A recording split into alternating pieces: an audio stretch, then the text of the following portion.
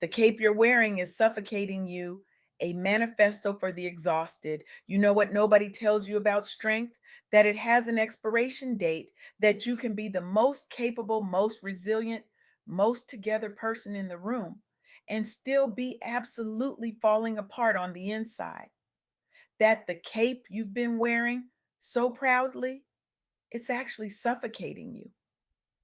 I recently had the privilege of sitting down with Shannon Boyd for the Soft Girl Era podcast, and what they shared with me, what they're doing in the world, it's nothing short of revolutionary. Shannon is out here doing the sacred work of helping Black women, Black youth, and entire communities heal from trauma that's been passed down like heirlooms nobody asked for. They're dismantling the silence that's been killing us, one conversation at a time. And honestly, we need more people like Shannon because the work they're doing isn't just important, it's life saving. They are creating pathways for healing, advocating for culturally competent care, reminding us that we don't have to carry this alone. Their impact is rippling out, touching lives, saving lives, changing the narrative. And today, I want to share some of those insights with you because if you've ever felt like you had to be strong when you were breaking, if you've ever swallowed your pain because talking about it felt like weakness, if you've ever wondered why healing feels so far away, this is for you. Let's start here. Healing from trauma is possible, and you are not alone. I know, that sounds like something you'd see on a motivational poster next to a sunset in a beach, but stay with me because this is real. Many in the Black community, especially Black women, have experienced trauma, abuse, molestation, abandonment, betrayal, the kind of pain that doesn't just go away because you got a promotion or because you're holding it together for everyone else. Strength and success do not shield anyone from struggle. You can have the degree, the house, the family, the respect, and still be drowning. And that's the lie we've been sold. That if we just work hard enough, pray hard enough, smile hard enough, the pain will magically disappear. It doesn't, but here's what Shannon reminded me: healing is a journey that can be taken together. Support is available. You don't have to do this alone, and you were never supposed to. Let me tell you about something that happened in North Carolina in 2023. A group of Black college students gathered at a conference called Stronger Together, and they did something radical. They talked. They shared their stories about suicide, about depression, about the suffocating silence in their families. One student said that in their household, mental health was never discussed. Black men, especially, were told to toughen up, to stop being soft, to man up. And so they did. They swallowed it, they buried it until it became unbearable. But at this conference, something shifted.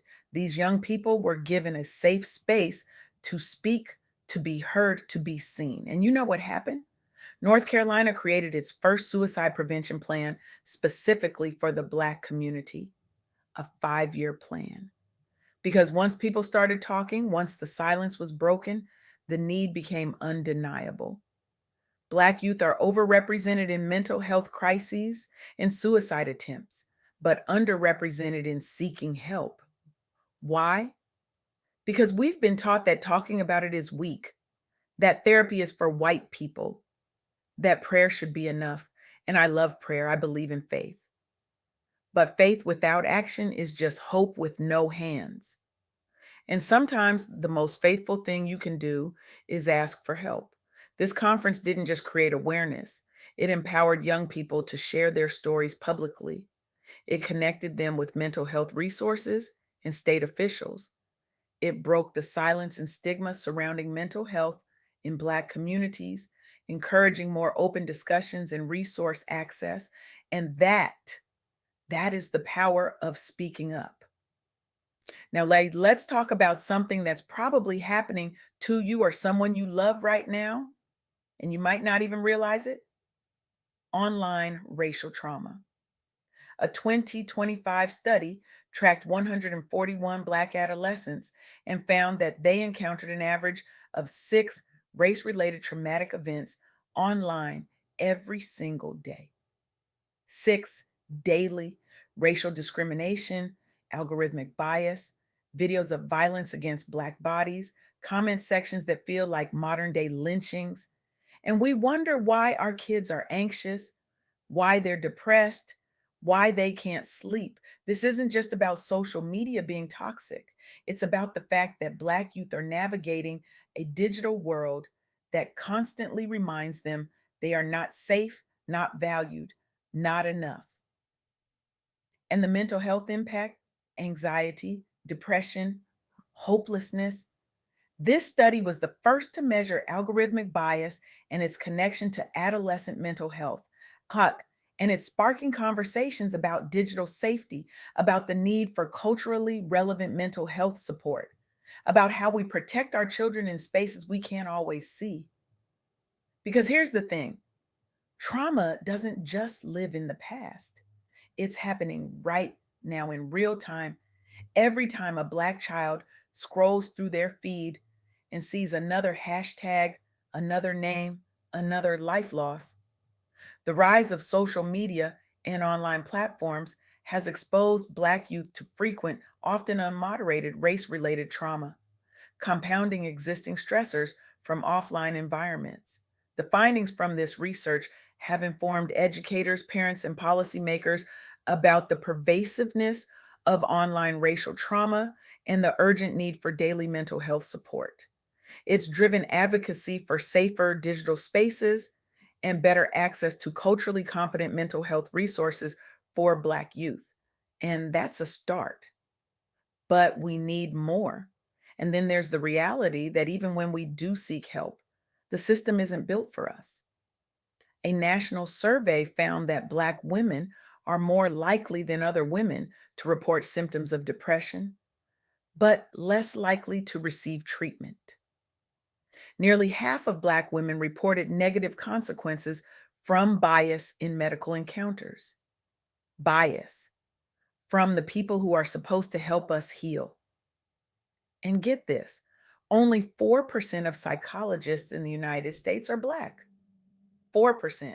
So when Shannon talks about the importance of culturally competent care, this is what they mean. It's not just about finding a therapist, it's about finding someone who understands the weight of being a Black woman in America, someone who doesn't make you explain why the microaggressions at work are exhausting, why you can't just let it go, why rest feels like rebellion.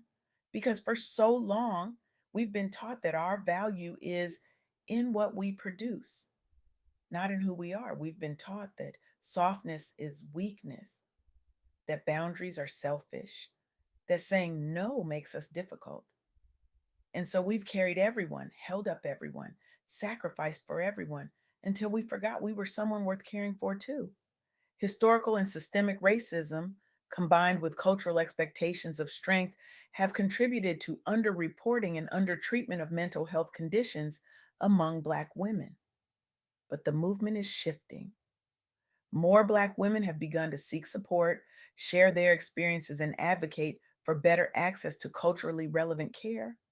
The movement has led to greater visibility for Black women's mental health needs and the growth of organizations and networks dedicated to culturally competent care. These efforts are helping to dismantle stigma and empower Black women to prioritize mental health and healing.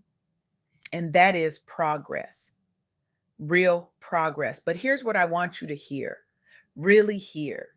Talking about mental health and trauma breaks cycles of silence and stigma. When you speak up, when you say, I'm not fine, when you admit that you're tired, that you're hurting, that you need help, you're not just healing yourself, you're giving permission to everyone around you to do the same. You're breaking generational curses, you're rewriting the script. And I know it's scary. I know it feels vulnerable. I know you've been told your whole life to keep it together, to be the strong one, to hold it down. But strength isn't about how much you can carry, it's about knowing when to put it down. Shannon's work The insights they shared with me during our interview for Soft Girl Era, it all comes back to this: you deserve support, you deserve rest, you deserve healing. And seeking help is not a sign of weakness, it's a sign of wisdom. So, what do we do with all of this? How do we move from surviving to actually living? First, then we take one step toward healing, just one. Maybe that means reaching out to a trusted friend and saying, "Hey, I'm struggling." Maybe it means starting a journal, letting the words you've been holding in finally spill out onto the page. Maybe it means finding a therapist, someone who gets it and someone who sees you. Maybe it means just allowing yourself to acknowledge your pain, to stop pretending you're fine when you're not. Recommendations from experts include increasing self awareness, talking openly with trusted individuals, seeking culturally competent professional support, and building supportive routines such as journaling, prayer, and rest. Because you deserve support. And if you're struggling right now, if you're reading this and feeling like you're barely holding on, I need you to know you are not alone. You are not broken. You are not too much or not enough. You are human and you are worthy of care. Second, we build supportive routines, journaling, prayer, rest, movement, with whatever fills your cup instead of draining it. We protect our peace like it's sacred, but because it is. We set boundaries without apology. We say no without guilt. We choose softness, not because we're weak, but because we're finally strong enough to stop pretending. And third, we talk. We break the silence. We share our stories. We create spaces where Black women, Black youth, Black families can heal without shame, without judgment, without having to explain why it hurts. Shannon Boyd is doing this work every single day, creating pathways for healing, advocating for culturally competent care, reminding us that we don't have to carry this alone. And their impact, it's rippling out, touching lives, saving lives, changing the narrative. Because here's the truth: you were never meant to carry the weight of the world on your shoulders. You were never meant to be strong all the time. You were never meant to survive at the expense of your joy, your peace, your softness. And if no one has told you this lately, let me be the one. You are allowed to rest. You are allowed to heal. You are allowed to take off the cape and just be.